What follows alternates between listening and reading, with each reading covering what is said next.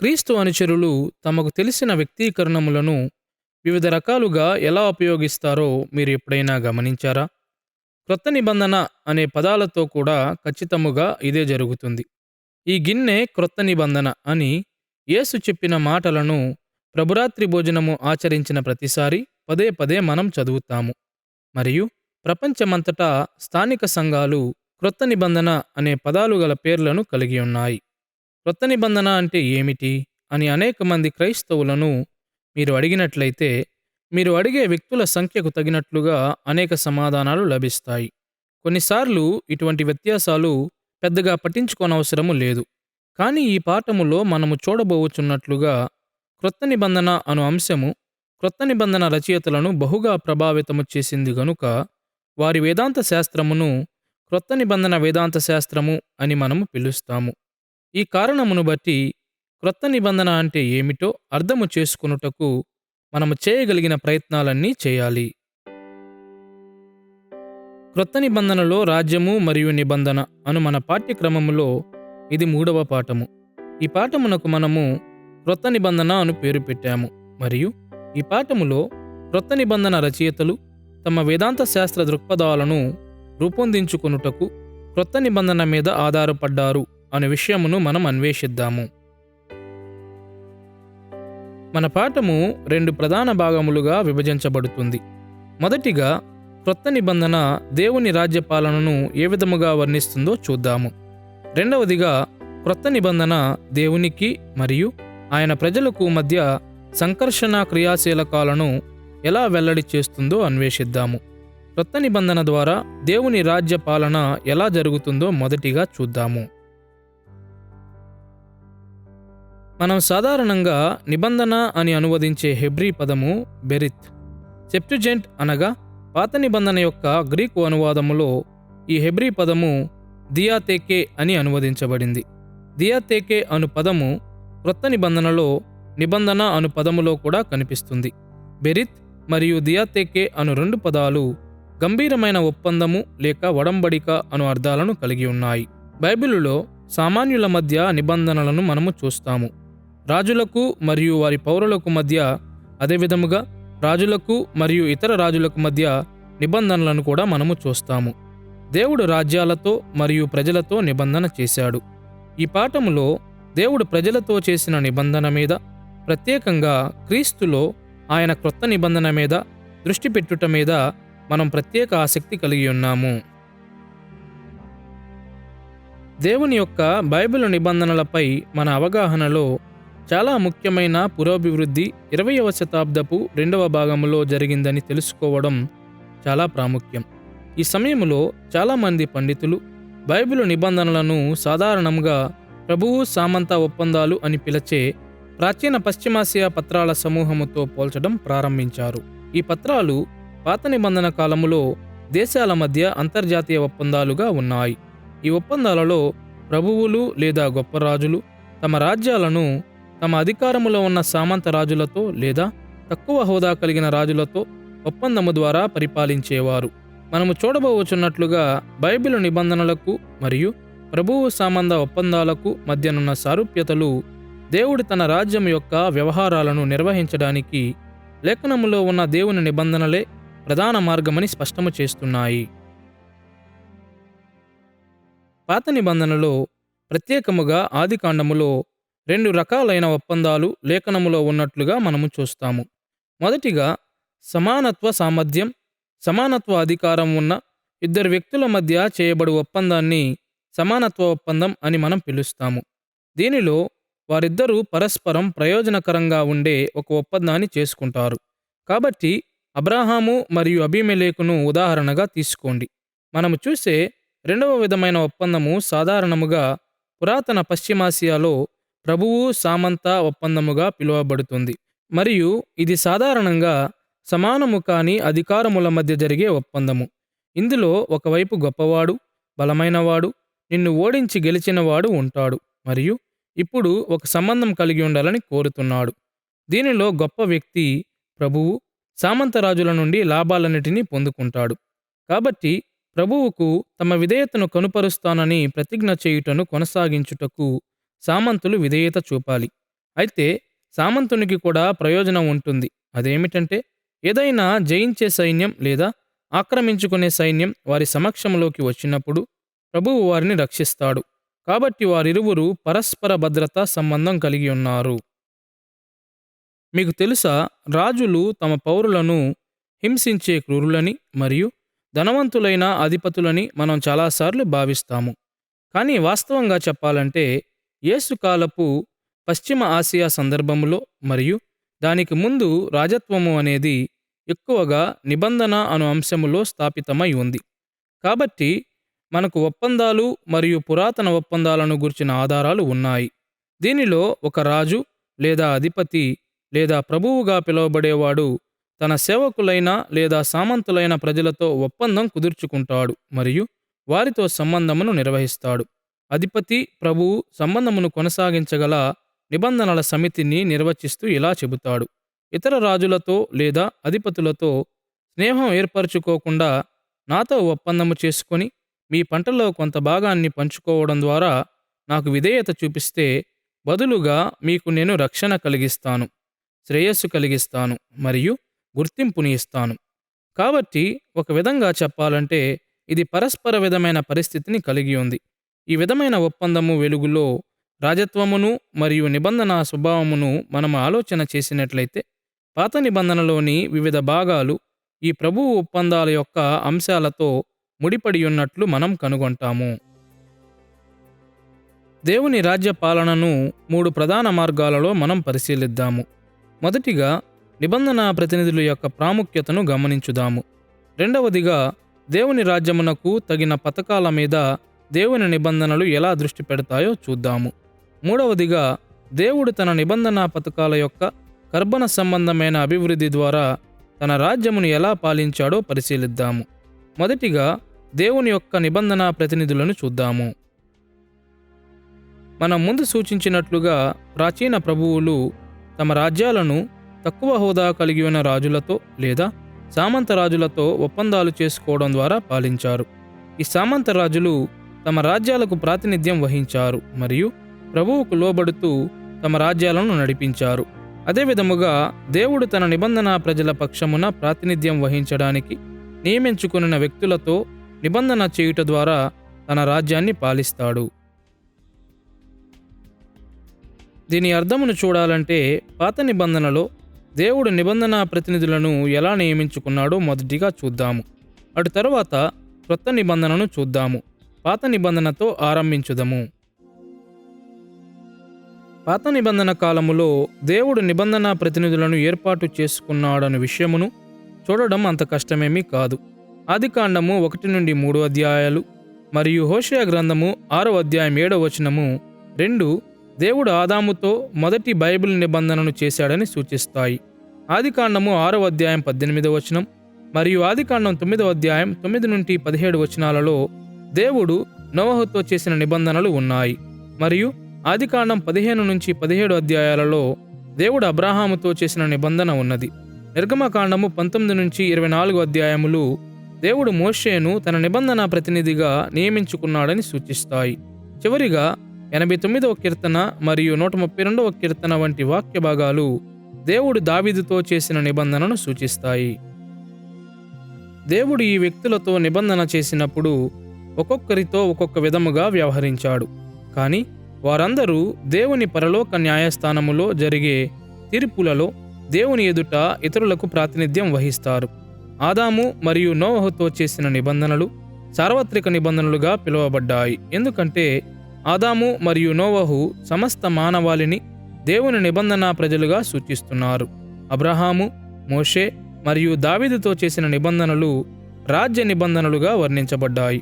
ఈ నిబంధనలలో ఈ మనుష్యులు ఇజ్రాయేలు రాజ్యముకు ప్రాతినిధ్యం వహించారు మరియు అన్యులు నిబంధన ప్రజలుగా ఇజ్రాయేలులో చేర్చబడ్డారు. పాత నిబంధనలోని నిబంధన ప్రతినిధులను దృష్టిలో ఉంచుకొని దేవుడు తన నిబంధన ప్రతినిధి ద్వారా క్రొత్త నిబంధనను ఎలా నిర్వహించాడో చూద్దాము. క్రొత్త నిబంధన క్రీస్తును క్రొత్త నిబంధన ప్రతినిధిగా పదే పదే గుర్తిస్తుంది. దేవుడు ఆయన సంఘమును అనగా క్రీస్తుతో గుర్తించబడు ప్రతి యూదుడు మరియు అన్యుని పక్షమున ప్రత్యేక మార్గాలలో వ్యవహరించుటకు ఆయనను ఎన్నుకున్నాడు. హెబ్రీ పత్రిక 9వ అధ్యాయము 15వ వచనములో మనం ఇలా చదువుతాము: పిలువబడిన వారు నిత్యమైన స్వాస్థ్యమును గూర్చిన వాగ్దానమును పొందు నిమిత్తము ఆయన క్రొత్త నిబంధనకు మధ్యవర్తి అయి ఉన్నాడు. రోమాపత్రిక 8వ అధ్యాయం 34వ వచనము మరియు 1 తిమోతి పత్రిక 2వ అధ్యాయము 5-6 వచనముల వంటి వాక్య భాగాలలో ఈ విధమైనటువంటి బోధనలే కనిపిస్తాయి. సంఘము కొరకు దేవుడు ఎన్నుకునిన నిబంధన ప్రతినిధి క్రీస్తు అను వాస్తవము క్రొత్త నిబంధన వేదాంత శాస్త్రం యొక్క అతి ప్రాముఖ్యమైన ఒక లక్షణమును అర్థము చేసుకోవడానికి సహాయపడుతుంది. అనేక మంది బైబిల్ అనువాదకులు గుర్తించినట్లు క్రొత్త నిబంధన వేదాంత శాస్త్రము క్రీస్తు కేంద్రమైనదిగా ఉంది. మరో మాటలో చెప్పాలంటే క్రొత్త నిబంధన వేదాంత శాస్త్రం యొక్క ప్రతి కోణము క్రీస్తు వ్యక్తిత్వము మరియు కార్యముతో ముడిపడి ఉంది. అయితే ఇదెందుకు వాస్తవమై ఉంది? ఉదాహరణకు, రక్షణ పొందాలంటే యేసును నమ్మాలని క్రొత్త నిబంధన ఎందుకు బోధిస్తుంది? యేసు నామములో ఎందుకు ప్రార్థించాలి మరియు ఎందుకు కనికరము చూపించాలి? సంఘము క్రీస్తు శరీరము అని ఎందుకు పిలువబడింది? దీనికి జవాబు స్పష్టముగా ఉంది. క్రొత్త నిబంధన వేదాంత శాస్త్రములో క్రీస్తు ఈ ప్రధాన పాత్ర పోషిస్తున్నాడు. ఎందుకంటే క్రొత్త నిబంధన జీవితములోని ప్రతి కోణమును సంఘ ప్రతినిధి అయిన క్రీస్తు ద్వారా దేవుడు నిర్వహిస్తాడు. క్రొత్త నిబంధన వేదాంత శాస్త్రము యొక్క ఈ లక్షణమును విస్మరించడం అంటే దాని యొక్క అత్యంత కీలకమైన లక్షణాలలో ఒకదానిని కోల్పోవడమే అని అర్థం. దేవుడు తన రాజ్యమును నిబంధన ప్రతినిధుల ద్వారా మరియు ప్రత్యేకముగా క్రొత్త నిబంధనలో క్రీస్తు ద్వారా ఎలా పాలించాడో మనము చూశాము గనక ఇప్పుడు దేవుని రాజ్య పాలనలో రెండవ లక్షణాన్ని చూద్దాము. బైబిల్ చరిత్రలోని వివిధ కాలాలకు బైబిల్ నిబంధనలు ఏర్పాటు చేసిన సరైన పథకాలు. పురాతన పశ్చిమాసియాలోని ప్రభువు సామంత ఒప్పందాలన్నిటిలో సాధారణ అంశాలు ఉన్నాయి, కానీ అవి అనేక మార్గాల్లో భిన్నంగా కూడా ఉన్నాయి. ఎందుకంటే ప్రతి వ్యక్తి యొక్క ఒప్పందం ప్రతి అంతర్జాతీయ సంబంధానికి సంబంధించి నిర్దిష్ట సమస్యలను పరిష్కరించింది. అదే విధముగా దేవుని నిబంధనలన్నిటిలో సాధారణ అంశాలు ఉన్నాయి, కానీ ప్రతి నిబంధన పథకాలు బైబిల్ చరిత్రలోని వివిధ దశలలో ముఖ్యమైన నిర్దిష్ట సమస్యల కొరకు రూపొందించబడ్డాయి. వివిధ చారిత్రక దశలకు దేవుని నిబంధనల పథకాలు ఏ విధంగా తగినవో చూడాలంటే మరోసారి పాత నిబంధనలోని పథకాలను మనము చూడాలి. అటు తర్వాత క్రొత్త నిబంధన పథకాలను చూడాలి. పాత నిబంధనలోని నిబంధన పథకాలను మొదటిగా పరిశీలిద్దాము. పాత నిబంధనలోని నిబంధనలను మనము చదివినట్లయితే దేవుని రాజ్యం యొక్క నిర్దిష్ట దశలకు సంబంధించిన పథకాల ఉద్ఘాటనను అది వెల్లడిస్తుంది. దేవుడు ఆదాముతో చేసిన నిబంధన పునాదుల నిబంధన అని సరిగానే పిలువబడింది. ఇది దేవుని రాజ్యం యొక్క లక్ష్యాలను మరియు పాపము ప్రపంచములోనికి ప్రవేశించక మునుపు మరియు తరువాత ఆయన రాజ్యములో మానవుల యొక్క పాత్రను ఉద్ఘాటిస్తుంది.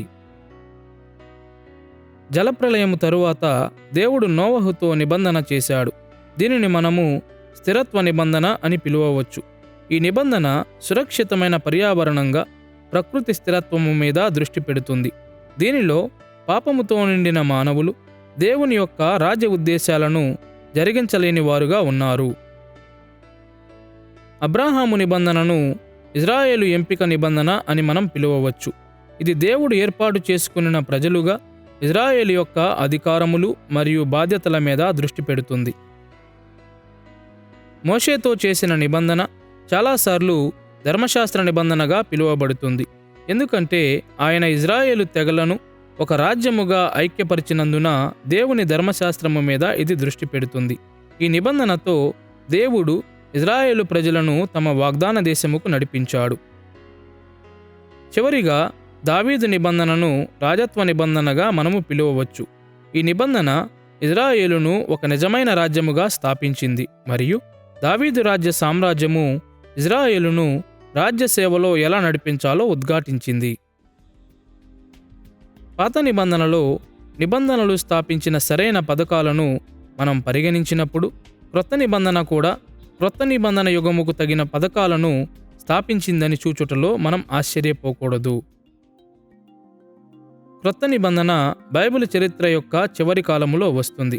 దేవుడు ఆదాము, నోవహు, అబ్రహాము, మోషే మరియు దావీదుతో నిబంధన చేసిన తరువాత. ఇందుమూలముగా క్రొత్త నిబంధనను నెరవేర్పు నిబంధన అని మనం వర్ణించవచ్చు. కాబట్టి ఇది గతంలో వైఫల్యాలను తలకిందలు చేయడానికి మరియు క్రీస్తులో దేవుని రాజ్య ప్రణాళికను పూర్తి చేయడానికి లేదా నెరవేర్చడానికి రూపొందించబడిన పథకాలను ఏర్పాటు చేసింది. క్రొత్త నిబంధన ఇర్మియా గ్రంథము 31వ అధ్యాయము 31వ వచనములో మొదటిసారి లేఖనములో ప్రస్తావించబడింది. అక్కడ మనము ఈ మాటలను చదువుతాము. ఇదిగో, నేను ఇజ్రాయేలు వారితోనూ యూదా వారితోనూ క్రొత్త నిబంధన చేయు దినములు వచ్చుచున్నవి, ఇదే యెహోవా వాక్కు. ఈ వచనము యొక్క విస్తృత నేపథ్యములో దినములు వచ్చుచున్నవి అను పద సమూహము ఇజ్రాయేలు చెర తర్వాత కాలమును సూచిస్తుంది. మునుపటి పాఠములో మనము చూచినట్లుగా క్రైస్తవ సువర్తమానము లేదా సువార్త యొక్క సందేశము ఏమిటంటే, ఇజ్రాయేలు చెర ముగిసిన తరువాత దేవుని రాజ్యము దాని యొక్క చివరి ప్రపంచవ్యాప్త విజయాన్ని చేరుకుంటుంది. కాబట్టి క్రొత్త నిబంధన యొక్క మొదటి ప్రస్తావన నుండి దేవుని రాజ్యం యొక్క విజయవంతమైన నెరవేర్పుతో దాని అనుబంధాన్ని మనం చూస్తాము. ఈ కారణమును బట్టి ఇర్మియా గ్రంథము 31వ అధ్యాయము 33-34 వచనాలలో దేవుడు క్రొత్త నిబంధన యొక్క పథకాలను, క్రీస్తులో రాజ్యం యొక్క చివరి దశకు తగిన పథకాలను వెల్లడి చేశాడు. అక్కడ దేవుడు ఏమి చెప్పాడో వినండి. ఈ దినములైన తరువాత నేను ఇజ్రాయేలు వారితోనూ యూదా వారితోనూ చేయబోవు నిబంధన ఇదే. వారి మనస్సులలో నా ధర్మవిధి ఉంచెదను, వారి హృదయము మీద దాని వ్రాసెదను. నేను వారికి దేవుడనై ఉందును, వారు నాకు జనులగుదురు. వారు మరి ఎన్నడును యెహోవాను గూర్చి బోధనుందుదము అని తమ పొరుగు వారికి గాని తమ సహోదరులకు గాని ఉపదేశము చేయరు. నేను వారి దోషములను క్షమించి వారి పాపములను ఇకనెన్నడును జ్ఞాపకము చేసుకొనను గనుక అల్పులేమి గనులేమి అందరును నన్నెరుగుదురు. క్రొత్త నిబంధన దేవుని రాజ్యమును ముగింపుకు తెస్తుంది. అప్పుడు దేవుడు ఆయన ప్రజల యొక్క దోషములను క్షమించి వారి పాపములను ఇకనెన్నడును జ్ఞాపకము చేసుకొనడు అను విషయమును ఈ వాక్య భాగములో గమనించండి.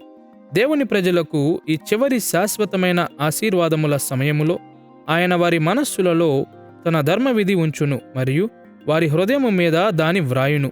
వాస్తవముగా చెప్పాలంటే క్రొత్త నిబంధనలో ఉన్న ప్రతి వ్యక్తి ఎడల దీనిని జరిగిస్తానని దేవుడు వాగ్దానం చేశాడు.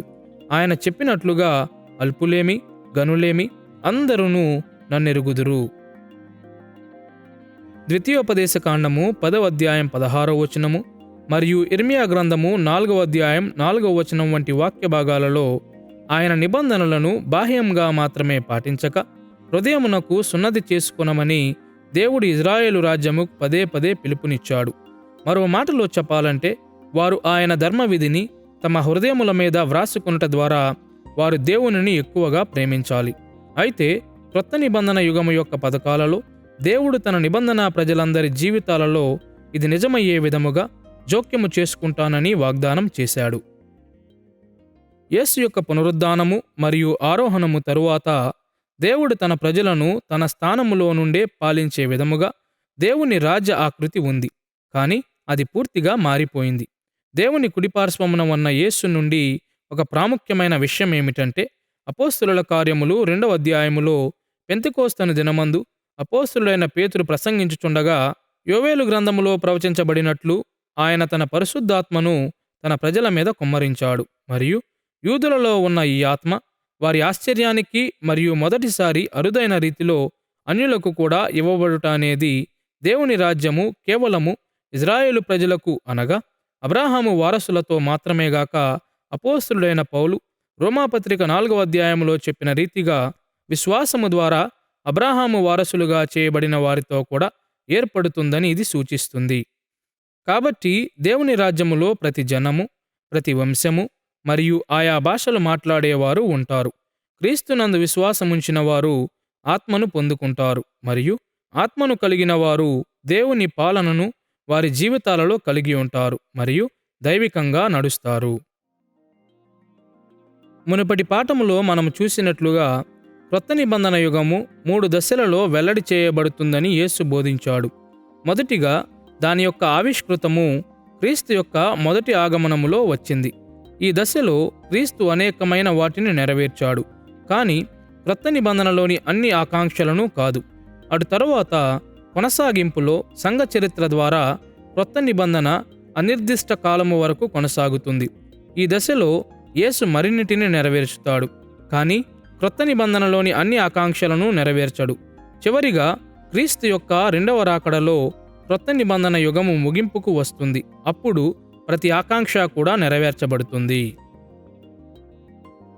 క్రొత్త నిబంధన యొక్క ఈ 3 దశల నెరవేర్పు క్రొత్త నిబంధన వేదాంత శాస్త్రం యొక్క రెండవ ప్రధాన లక్షణమును గుర్తించుటకు సహాయపడుతుంది. కేవలము ఇది క్రీస్తు కేంద్రీకృతమే కాదు. క్రొత్త నిబంధన వేదాంత శాస్త్రము ఈ 3 దశలలో క్రొత్త నిబంధన యొక్క పథకాలను వివరించడానికి అంకితం చేయబడింది. సంగ్రహంగా చెప్పాలంటే, క్రొత్త నిబంధన రచయితలు క్రొత్త నిబంధన జీవితం కొరకు ఆకాంక్షలను సవరించడానికి తమ సమయాన్ని కేటాయించాల్సి వచ్చింది. ఉదాహరణకు, ఇర్మియా గ్రంథము 31వ అధ్యాయము సృష్టించిన ఆకాంక్షల వలె కాక, మత్తయి సువార్త 6వ అధ్యాయం 12వ వచనం మరియు 1 యోహాను పత్రిక 1వ అధ్యాయం 9వ వచనం వంటి వాక్య భాగాలు క్రీస్తు అనుచరులు ఇంకనూ క్షమాపణ పొందవలసిన అవసరత ఉంది అని వివరించుచున్నాయి. ఎందుకంటే వారింకనూ దేవుని నియమాలను ఉల్లంఘించుచున్నారు. క్రొత్త నిబంధన సంఘములో నిజమైన విశ్వాసుల మధ్య అబద్ధ విశ్వాసులు కూడా ఉన్నారని 2వ కొరింథీ పత్రిక 11వ అధ్యాయం 13వ వచనం మరియు గలతీ పత్రిక 2వ అధ్యాయం 4వ వచనం వంటి వాక్య భాగాలలో మనం చూస్తాము. ఇవి మరియు ఇతర విషయాలు క్రొత్త నిబంధన పథకాల ద్వారా ఎలా ప్రభావితం చేయబడ్డాయి? ఒక విధంగా లేదా మరొక విధంగా క్రొత్త నిబంధన వేదాంత శాస్త్రములోని ప్రతి కోణము ఈ ప్రశ్నకు సమాధానమిచ్చుటకు అంకితం చేయబడింది. దేవుడు తన యొక్క నిబంధన ప్రతినిధుల ద్వారా మరియు చారిత్రకంగా సరైన పథకాల ద్వారా తన రాజ్యమును ఎలా పాలించాడో ఇప్పటి వరకు మనము చూశాము. గనుక బైబిలు నిబంధనలలోని పథకాల యొక్క కర్బన సంబంధమైన అభివృద్ధిని విశదీకరించుటకు ఇప్పుడు సిద్ధముగా ఉన్నాము. నిబంధన పథకాలు ఎలా కర్బనాభివృద్ధి చెందుతున్నవో అనే విషయం గూర్చి మనం మాట్లాడుకున్నప్పుడు పెరుగుతున్న ఒక చెట్టు చిత్రము మన మనస్సులో ఉంటుంది. ఒక చెట్టు విత్తనము నుండి పూర్తిగా పరిపక్వత వరకు పెరిగేటప్పుడు అది మారుతూ ఉంటుంది, కానీ అది అదే బీజానికి చెందినదిగా ఉంటుంది. పాత నిబంధనలను కూడా మనం ఇదే విధముగా చూడవచ్చు. పాత నిబంధనలోని ప్రతి నిబంధనకు వేర్వేరు ప్రతినిధులు ఉన్నారు మరియు వారు చరిత్రలో ఒక నిర్దిష్ట సమయానికి తగిన పథకాల మీద దృష్టి పెట్టారు. కానీ చెట్టు వలె మార్పులు ఉన్నప్పటికీ కర్బన సంబంధమైన ఐక్యత మాత్రం ఉంటుంది. దేవుని నిబంధనలలోని కర్బన సంబంధమైన అభివృద్ధిని మొదటిగా పాత నిబంధన గ్రంథములో చూద్దాము. అటు తర్వాత పాత నిబంధన నుండి క్రొత్త నిబంధనలోని కర్బన సంబంధమైన అభివృద్ధిని చూద్దాము. పాత నిబంధనలతో ఆరంభించుదము. పాత నిబంధనలోని నిబంధనల యొక్క కర్బన సంబంధమైన అభివృద్ధిని మనము చూడవచ్చు. ఉదాహరణకు, ఆదాము కాలము నుండి తన స్వరూపముగా భూమి అంతటా తన రాజ్యమును వ్యాపింపజేయాలని దేవుడు మానవ జాతిని నియమించాడు. ఈ పథకము కాలక్రమేణా అభివృద్ధి చెందింది, కానీ ఇది పూర్తిగా విస్మరించబడలేదు. నోవహు కాలం మొదలుకొని దేవుడు తన రాజ్య ప్రణాళికలను నెరవేర్చుట కొరకు పడిపోయిన దేవుని స్వరూపులకు సురక్షితమైన ప్రదేశముగా ప్రకృతిని స్థిరపరిచాడు. ఈ పాలనా పద్ధతి తరువాత నిబంధనలతో వివిధ రకాలుగా మారిపోయింది, కానీ దేవుడు దానిని ఎన్నడూ ప్రక్కన పెట్టలేదు. అబ్రాహాము కాలం మొదలుకొని దేవుడు ఎన్నుకొనిన ప్రజలుగా ఇజ్రాయేలుకు ప్రత్యేకమైన అధికారాలు మరియు బాధ్యతలు అప్పగించబడ్డాయి. చరిత్రలో ఈ ప్రత్యేక పాత్ర మరిన్ని నిబంధనలు చేర్చుట ద్వారా అభివృద్ధి చెందింది, కానీ దేవుని రాజ్య పాలన నుండి అది ఎన్నడూ అదృశ్యమైపోలేదు. మోషే కాలం మొదలుకొని ధర్మశాస్త్రము ఇజ్రాయేలుకు ఒక దిక్సూచిగా ఉండినది. ఇతర నిబంధనలు జతచేయబడినందున ఈ ధర్మశాస్త్రము వేరుగా అనువర్తించబడింది, కానీ అది ఎన్నడూ రద్దు చేయబడలేదు. మరియు దావీదు కాలము మొదలుకొని దావీదు యొక్క రాజ్య సామ్రాజ్యము దేవుని ప్రజలను తమ రాజ్య పరిపాలనలో సేవకు నడిపించింది. ఈ నాయకత్వము క్రొత్త నిబంధన మరియు యేసు రాజత్వముతో మార్పు చెందినను అది విస్మరించబడలేదు. పాత నిబంధనలో మనము చూచిన కర్బన అభివృద్ధి పద్ధతి క్రొత్త నిబంధనలో క్రీస్తులో కొనసాగించబడింది.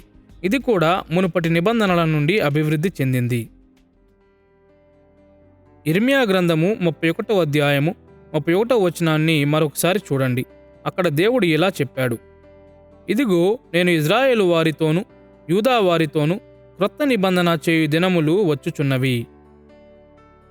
చాలాసార్లు క్రైస్తవులు క్రొత్త నిబంధన అను వ్యక్తీకరణమును క్రొత్త నిబంధన అనగా పరిపూర్ణంగా క్రొత్తది మరియు బైబిలులోని మునుపటి నిబంధనలకు సంబంధించినది కాదు అన్నట్లు అర్థము చేసుకున్నారు.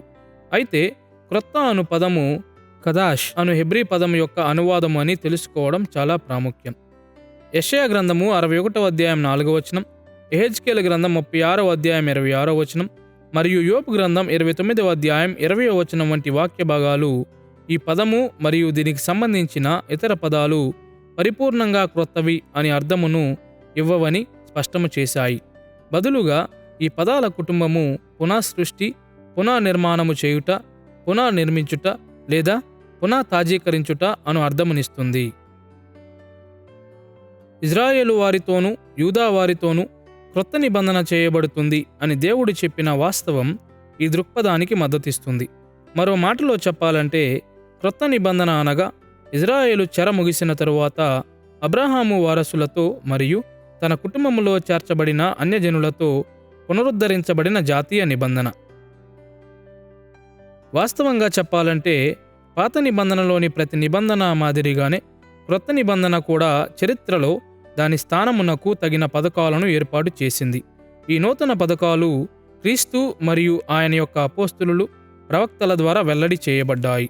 అయితే పాత నిబంధనలోని ప్రతి నిబంధన మాదిరిగానే క్రొత్త నిబంధన కూడా దేవుడు మునుపటి నిబంధన పాలనలలో స్థాపించిన పథకాలను పునఃసృష్టించాయి, పునర్నిర్మాణం చేశాయి, పునర్నిర్మించాయి లేదా పునఃతాజీకరించాయి. మనము దేవుని రాజ్యమును గూర్చి లేఖన నియమావళిలో మరియు విమోచన చరిత్రలో ఆలోచన చేసినప్పుడు బైబిలు నిబంధనలను గూర్చి మరియు క్రీస్తులో దాని నెరవేర్పును గూర్చి మనం గ్రహించినప్పుడు దానిని అమలు చేయుటలో మార్పులు కనిపిస్తాయి.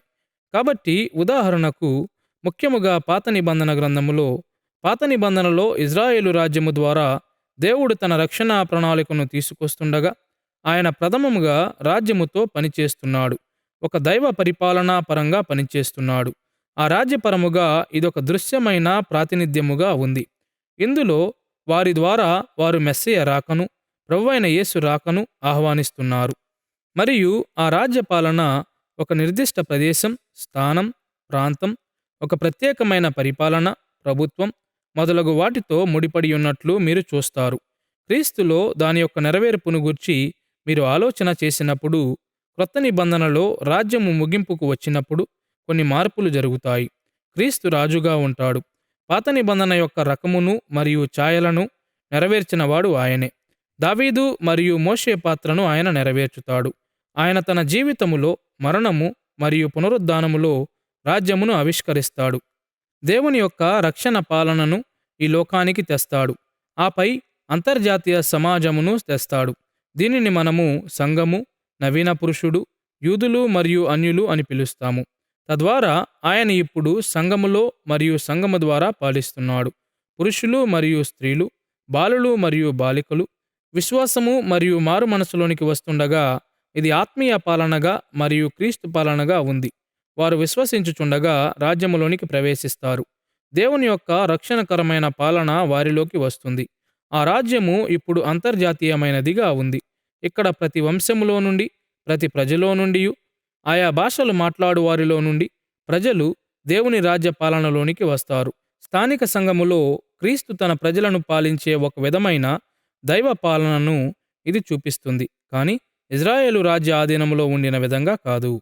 కాబట్టి దేవుని రాజ్య పాలనను గూర్చి మరియు అది ఎలా మారుతుంది అనే విషయమును గూర్చి మనం ఆలోచించినప్పుడు క్రొత్త సంస్థాగత పటమును గూర్చి ఆలోచించడానికి ప్రయత్నిస్తున్న ఒక రకమైన పురాతన అధికారిగా ఆయనను మనం చూడకూడదు. ఎందుకంటే మొదటి ప్రణాళిక పనిచేయనందువల్ల ప్రణాళిక బిని ఆయన కలిగి ఉన్నాడు అని అర్థము కాదు. అదలా ఉండకూడదు. ఆయన ప్రణాళికలు స్థిరంగా ఉండాలి. కాబట్టి నా ఆలోచన ప్రకారం ఆయన అమలు చేసే ప్రణాళికలు సాపేక్షంగా సమానంగా ఉంటాయని ఊహించడం మరియు అటు తరువాత ఎటువంటి మార్పులు జరుగుచున్నవో గ్రహించుట ఉత్తమమైన విషయంగా ఉంది.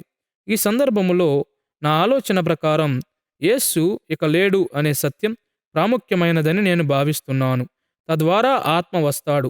సంఘము భౌతికమైన యేసు మీద ఆధారపడి ఒక నిర్దిష్ట ప్రదేశములో మాత్రమే కేంద్రీకరించబడకుండా ఆయన యొక్క సందేశమును మరియు పరిచర్యను ప్రపంచమంతటికీ ప్రకటించున్నట్లు యేసు ఆత్మ ద్వారా స్వతంత్రించబడుతుంది.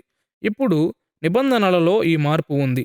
మునుపు శరీర ఆధీనములో ఉన్నవి ఇప్పుడు ఆత్మ ఆధీనములోకి వచ్చాయి. తద్వారా పాత నిబంధన లక్ష్యమును అనగా పూర్ణ హృదయముతో, మనస్సుతో, ఆత్మతో మరియు బలముతో నీ దేవుడైన యెహోవాను ప్రేమించాలి మరియు నీవలే నీ పొరుగువారిని ప్రేమించుము అను లక్ష్యమును నెరవేర్చుటకు విశ్వాసులు శక్తి పొందారు. పాత నిబంధనలోని నిబంధనలు మరియు క్రొత్త నిబంధన మధ్యనున్న ఈ కర్బన అభివృద్ధులు క్రొత్త నిబంధన వేదాంత శాస్త్రము మీద మన మూడవ ప్రధాన దృక్పథమును అందిస్తాయి. క్రీస్తు కేంద్రముగా మరియు క్రీస్తు రాజ్యము 3 దశలలో విస్తరించడానికి తగిన పథకాల మీద దృష్టి పెట్టడంతో పాటుగా క్రొత్త నిబంధన వేదాంత శాస్త్రము పాత నిబంధన వేదాంత శాస్త్రము మీద ఆధారపడి ఉంది. ప్రాథమికముగా క్రొత్త నిబంధన వేదాంత శాస్త్రము ఒక క్రొత్త విశ్వాసము కాదు. బదులుగా క్రొత్త నిబంధన రచయితలు పాత నిబంధన బోధనలను క్రీస్తులో దేవుని ప్రత్యక్షత వెలుగులో అనువర్తించారు. కాబట్టి క్రొత్త నిబంధన సాపేక్షికంగా చిన్నగా ఉంది. ఇది పాత నిబంధన యొక్క స్థిరమైన ప్రామాణికతను ఆకాంక్షించింది. అందువలనే క్రొత్త నిబంధన రచయితలు తమ వేదాంత దృక్పథాలకు మద్దతుగా పాత నిబంధనను వందల సార్లు నివేదించారు. కాబట్టి క్రొత్త నిబంధన వేదాంత శాస్త్రమును క్రొత్త నిబంధన వేదాంత శాస్త్రముగా మనము చెప్పినప్పుడు అది పాత నిబంధనను పరిత్యజించినట్లు కాదు. దీనికి విరుద్ధంగా క్రొత్త నిబంధన వేదాంత శాస్త్రం యొక్క ప్రతి కోణము పాత నిబంధన వేదాంత శాస్త్రం మీద నిర్మించబడింది. క్రొత్త నిబంధనను గూర్చిన మన పాఠములో ఇప్పటి వరకు దేవుని రాజ్య పాలనను పరిశీలించాము. ఇప్పుడు ఈ పాఠములో రెండవ ప్రధాన అంశమును పరిశీలిద్దాము. అది దేవునికి మరియు క్రొత్త నిబంధనలోని తన ప్రజలకు మధ్యనున్న సంకర్షణ క్రియాశీలకాలు. క్రొత్త నిబంధన రచయితలు దేవునికి మరియు తన నిబంధన ప్రజలకు మధ్యనున్న సంకర్షణలను లెక్కలేనన్ని మార్గాలలో వివరించారు. దేవుని కృపను, అదే విధముగా ఆయన ఉగ్రతను వారు ప్రస్తావించారు. వారు విధేయతను కోరారు మరియు అవిధేయతను ఖండించారు. దేవుడు కొంతమందిని ప్రమాదము నుండి ఏ విధముగా తప్పించాడో మరియు కొంతమందికి ఏ విధముగా హాని కలిగించాడో వారు వివరించారు. దేవునికి మరియు ఆయన ప్రజలకు మధ్యనున్న సంకర్షణను గూర్చిన ఇవి మరియు ఇతర ప్రత్యక్ష పరోక్ష సూచనలు కొన్ని ముఖ్యమైన ప్రశ్నలను లేవనెత్తుతాయి. ఏ వేదాంత దృక్పథాలు ఈ వ్యత్యాసము కలిగించుచున్నాయి? క్రొత్త నిబంధన రచయితలు వీటన్నిటినీ ఎలా అర్థము చేసుకున్నారు? దైవ మరియు మానవ సంకర్షణ క్రియాశీలకాలను వారు ఎలా చూశారు? మరోసారి పురాతన పశ్చిమాసియా ప్రభువు సామంత ఒప్పందాలతో ఆరంభించుదాము. సాధారణంగా చెప్పాలంటే ఈ ఒప్పందాలు గొప్ప మరియు అల్పరాజుల మధ్య సంకర్షణ యొక్క 3 లక్షణాల మీద దృష్టి సారించాయి. మొదటిగా, గొప్ప రాజులు తమ సామంతల ఎడల ఎల్లప్పుడూ దయ చూపిస్తారని పేర్కొనబడింది. రెండవదిగా, సామంత రాజులు తమ విధేయతను నిరూపించుకోవడానికి గొప్ప రాజులు కొన్ని మార్గాలను నిర్దేశించారు. మూడవదిగా, విధేయతకు మరియు అవిధేయతకు సామంత రాజులు ఆశించే ఆశీర్వాదములను మరియు శాపములను గొప్ప రాజులు ప్రకటించారు. ఇప్పుడు గొప్ప రాజులు తమ నిబంధన షరతులను జారీ చేసే హక్కును ఎల్లప్పుడూ కలిగి ఉన్నారని మనం చెప్పాలి. కానీ సాధారణంగా చెప్పాలంటే దయ, విధేయత మరియు పరిణామాలు ప్రాథమిక సూత్రాలను ఏర్పాటు చేస్తాయి. ఈ సూత్రాల ద్వారా ఈ ఒప్పంద సంబంధాలు నియంత్రించబడతాయి. మరియు మనము చూడబోచున్నట్లుగా ఇవే విషయాలు బైబిలు నిబంధనలలో దైవ మరియు మానవ సంకర్షణ క్రియాశీలకాలలో కనిపిస్తాయి. సర్వోన్నత రాజుగా తన నిబంధన క్రియాశీలకాలు ఏ విధముగా ఫలిస్తాయో నిర్ణయించేది దేవుడే అనే విషయం మనం గుర్తుంచుకోవలసిన అవసరత ఉంది. మరియు ఆయన దీనిని మానవ అంచనాల ప్రకారము కాకుండా తన సొంత సాటిలేని జ్ఞానం ప్రకారం చేశాడు. ఇందు మూలముగానే దేవునికి ఆయన ప్రజలకు మధ్యనున్న సంకర్షణ మానవ అవగాహనకు మించినదని లేఖనాలు వివరిస్తాయి.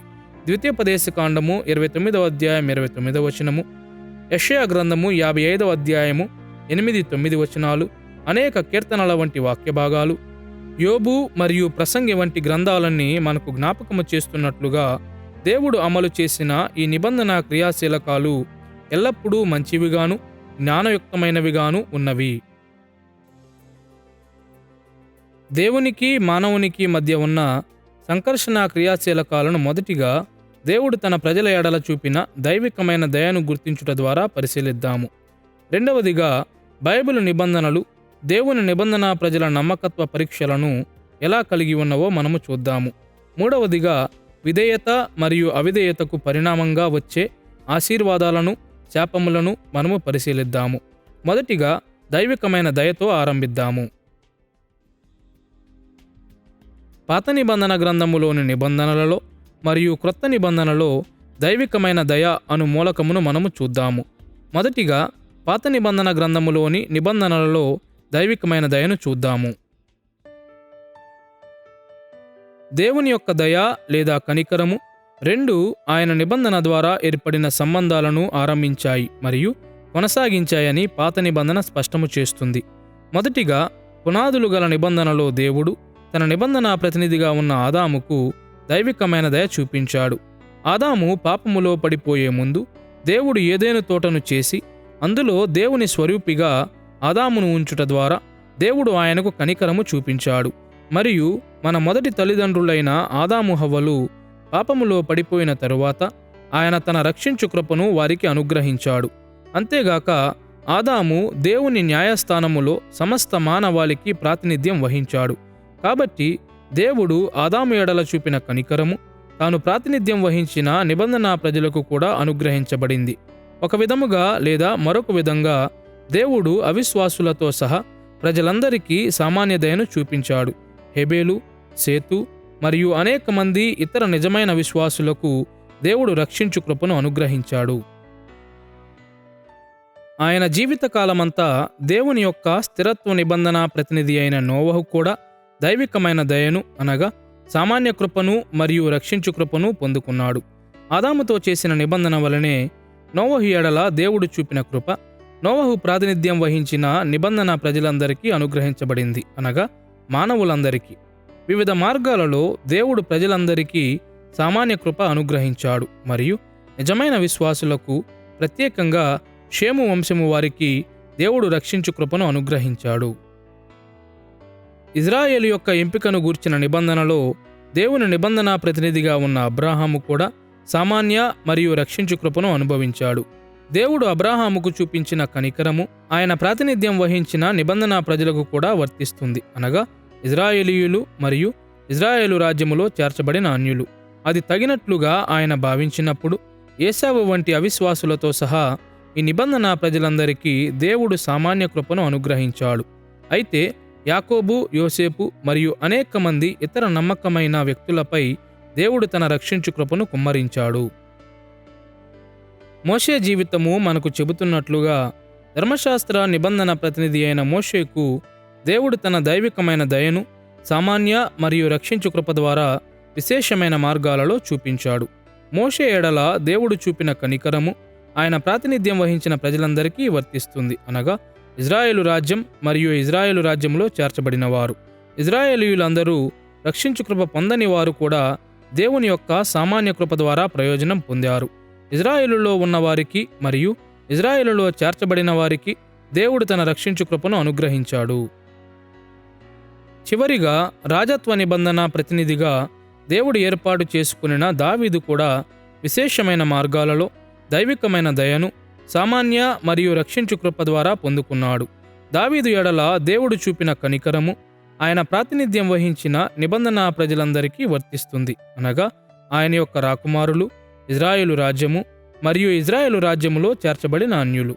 దేవుని యొక్క నిగూఢమైన ఆలోచన ప్రకారం ఇజ్రాయేలులో ఉన్న అవిశ్వాసులతో సహా అందరూ సామాన్య దయను అనుభవించారు. అయితే ఇజ్రాయేలులో ఉన్న విశ్వాసులు దేవుని యొక్క రక్షించు కృపను పొందుకున్నారు. పాత నిబంధన గ్రంథములోని నిబంధనల ద్వారా దేవుడు తన ప్రజలకు అనుగ్రహించిన దైవికమైన దయ, దేవుని యొక్క దైవికమైన దయ క్రొత్త నిబంధన క్రియాశీలకాలను ప్రభావితము చేసిన మార్గాల కొరకు వేదికను సిద్ధము చేసింది. మొదటిగా క్రొత్త నిబంధన ప్రతినిధిగా క్రీస్తుకు దేవుడు అనుగ్రహించిన దైవికమైన దయను గూర్చి క్రొత్త నిబంధన మాట్లాడుతుంది. ఆదాము పాపములో పడకముందు యేసుకు దేవుని దయ, క్షమాపణ లేదా రక్షించు కృప అనేవి అవసరము లేదు అని మనం స్పష్టంగా గమనించాలి. ఆయన రాజ్య ఆవిష్కృతము సమయములో తన పరిచర్యలో శక్తినిచ్చేలా యేసును తన ఆత్మతో తండ్రి అభిషేకించాడు అని మత్తయి సువార్త 3వ అధ్యాయము 16-17 వచనాలు, మత్తయి సువార్త 12వ అధ్యాయము 18వ వచనము, లూకా సువార్త 3వ అధ్యాయము 22వ వచనం వంటి వాక్య భాగాలు సూచిస్తాయి. వాస్తవంగా చెప్పాలంటే రోమాపత్రిక 8వ అధ్యాయము 11వ వచనం ప్రకారం తండ్రి పరిశుద్ధాత్మ శక్తి ద్వారానే యేసును మృతులలో నుండి లేపాడు. అంతేగాక 2వ కీర్తన 4-6 వచనాలు, మత్తయి సువార్త 28వ అధ్యాయం 18వ వచనం మరియు అపోస్తలుల కార్యములు 2వ అధ్యాయము 31-33 వచనాల ప్రకారం యేసు ఎడల తండ్రి చూపిన దయ ఆయన రాజ్య కొనసాగింపు సమయములో ఆయనకు అధికారము మరియు శక్తిని అనుగ్రహించింది. ఈ దయ ఆయన రాజ్య ముగింపులో పొందే అధికారము మరియు కీర్తికి దారితీస్తుంది. రెండవదిగా, క్రైస్తవ వేదాంత పండితులు క్రీస్తుతో ఐక్యత అని పిలిచే విషయమును క్రొత్త నిబంధన ఉద్ఘాటిస్తుంది. క్రీస్తు ఎడల దేవుడు చూపించిన దయ సంఘమును, ఆయన ప్రాతినిధ్యం వహించు నిబంధన ప్రజలను ప్రభావితము చేస్తుంది. క్రీస్తుతో విశ్వాసులు ఐక్యపరచబడుట రెండింతలుగా ఉంది. ఒకవైపు మనము క్రీస్తులో ఉన్నాము, అనగా క్రీస్తు మన నిబంధన ప్రతినిధి గనుక క్రొత్త నిబంధన ప్రజలు క్రీస్తుతో కూడా దేవుని యొక్క పరలోక ప్రాంగణములో గుర్తించబడతారు. కాబట్టి అనేక మార్గాలలో దేవుని సముఖములో క్రీస్తు విషయములో ఏదైతే వాస్తవమయ్యుందో అదే ఆయన ప్రాతినిధ్యం వహిస్తున్న వారందరి విషయములో కూడా వాస్తవమయ్యుంది. ఎఫెసీ పత్రిక 1వ అధ్యాయము 13వ వచనములో పౌలు మాట్లాడినప్పుడు పౌలు మనస్సులో ఇదే ఉంది. మీరును సత్యవాక్యమును అనగా మీ రక్షణ సువార్తను విని క్రీస్తునందు విశ్వాసముంచి వాగ్దానము చేయబడిన ఆత్మచేత ముద్రింపబడితిరి. అయితే మరోవైపు విశ్వాసులు క్రీస్తులో ఉన్నారు అని మాత్రమే క్రొత్త నిబంధన మాట్లాడుటలేదు, కానీ క్రీస్తు మనలో ఉన్నాడు అని కూడా మాట్లాడుతుంది. అనగా భూలోకములో మన అనుదిన అనుభవాలలో పరిశుద్ధాత్మ ద్వారా క్రీస్తు విశ్వాసులలో ఉన్నాడు మరియు పనిచేస్తున్నాడు. రోమాపత్రిక 8వ అధ్యాయము 10-11 వచనాలను వినండి. క్రీస్తు మీలోనున్న ఎడల మీ శరీరము పాప విషయమై మృతమైనది గాని మీ ఆత్మ నీతి విషయమై జీవము కలిగి ఉన్నది. మృతులలో నుండి యేస్సుని లేపిన వాని ఆత్మ మీలో నివసించిన ఎడల మృతులలో నుండి క్రీస్తు యేస్సును లేపినవాడు చావునకు లోనైన మీ శరీరములను కూడా మీలో నివసించుచున్న తన ఆత్మ ద్వారా జీవింపజేయును. మరియు ఈ వాక్యభాగము సూచించుచున్నట్లుగా సంఘము పరలోకములో క్రీస్తుతో గుర్తించబడిందని క్రొత్త నిబంధన రచయితలు అంగీకరించినప్పటికీ క్రొత్త నిబంధన యుగము దాని యొక్క ముగింపుకు చేరుకోలేదని వారికి తెలుసు. తత్ఫలితముగా ఇప్పుడున్న క్రొత్త నిబంధన జీవితము క్రీస్తు తిరిగి వచ్చినప్పుడు ఉండే జీవితానికి భిన్నముగా ఉంటుంది. ఉదాహరణకు, దేవుని యొక్క క్రొత్త నిబంధన ప్రజలు పాపము చేయుట కొనసాగిస్తూ ఉంటారు.